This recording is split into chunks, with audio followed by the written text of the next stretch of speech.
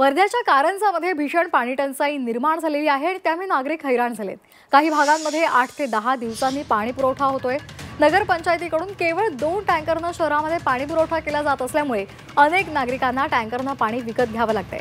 त्यामुळे नागरिकांना आर्थिक भुर्दंडही बसतोय। वर्ध्याच्या कारंजामध्ये पाणी टंचाईने नागरिक त्रासलेले आहेत। अनेक भागांमध्ये 8 ते 10 दिवसांनी पाणी पुरवठा होतोय। नगरपंचायतीकडून केवळ 2 टँकरनं पाणी पुरवठा केला जातोय आणि त्यामुळे पाणी विकत घेण्याची वेळ या सर्व नागरिकांवर आलेली आहे।